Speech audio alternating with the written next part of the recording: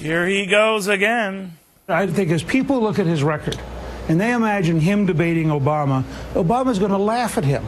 And Obama's going to say, I developed Obamacare based on Romney Care. I even brought your staff into the White House. If he doesn't win here, he couldn't stay in the race. Now, I want to stress, as I did yesterday, we've invited Newt Gingrich on this show repeatedly to explain these remarks on top of the one calling Mitt Romney a liar. To call Rove now on what the residual potential damage could be to the speaker and maybe to the party. What do you think, Carl? Not helpful for the speaker's cause. If he wants to be a real contender in this, this is exactly the opposite direction that he ought to be going. He made two charges today. One is that Romney in a debate would be, unable to defend himself against Obama on health care.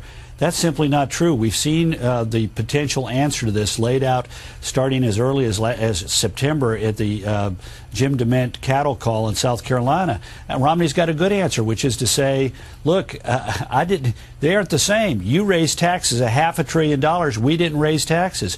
We relied upon the exchange to allow people to have a diversity of product and to shop for it. You have a one-size-fits-all mentality in which you're going to ration care using a board of 13 unelected bureaucrats, the Independent Payment Advisory Board, and you borrowed money, $700 billion over the next decade, according to Congressman Paul Ryan, to pay for your program, and we didn't borrow money in Massachusetts to pay for what we did there. They're distinctly different, and you know it, Mr. President, and that's, you need to stop telling falsehoods about what we did in Massachusetts and admit to what you did in Washington. And Romney can do that with Obama. Maybe he can, but I'm wondering, though, if there's something going on here that's bigger than what Romney and health care, and whether it's gotten personal now, and that Newt Gingrich, after playing nice guy, it's now just going to be nasty, nasty, nasty.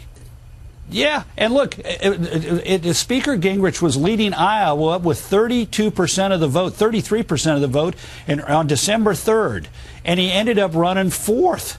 And, to be sitting out there lecturing about who could go on to the next stage or who couldn't go on to the next stage, it's unpresidential. He ought to remember what put him in the lead.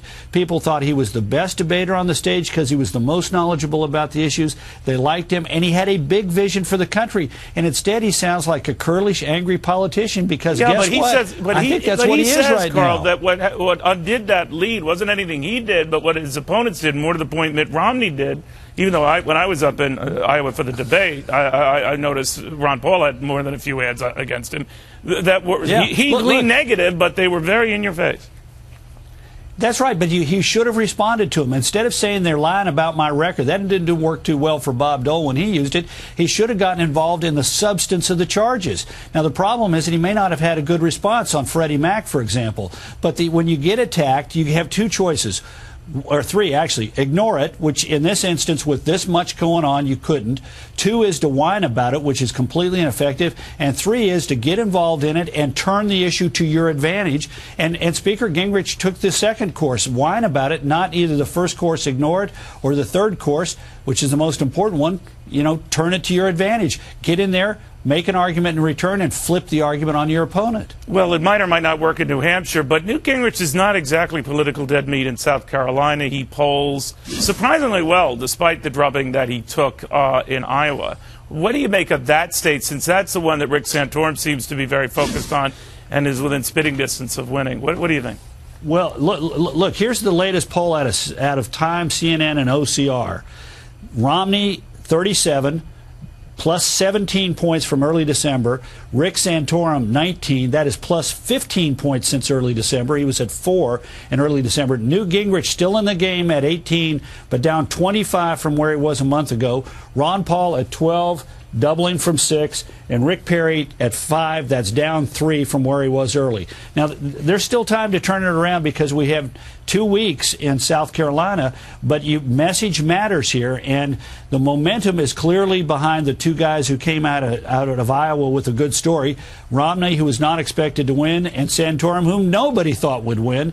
But, you've got to have a strong message. That's why I thought it was smart for Romney to go to South Carolina today and hammer Obama on the appointments to the National Labor Relations Board. So you don't think that it looks like he's dismissing New Hampshire, taking it for granted? Oh, no.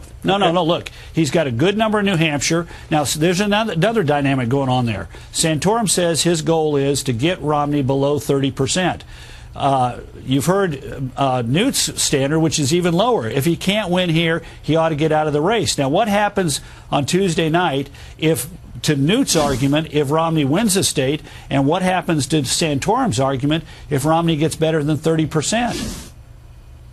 I have no idea. That's why you're here, and I'm just asking questions. Well, no, good. That's why these guys ought to stay away from well, process let me switch and it focus around. on substance. You were there in the 2000 contest that featured George Bush and John McCain, and those wounds took a while to heal. I guess what I'm asking now is whether the wounds that are opening up for everyone to see are going to take a while to heal, regardless of how the race turns out.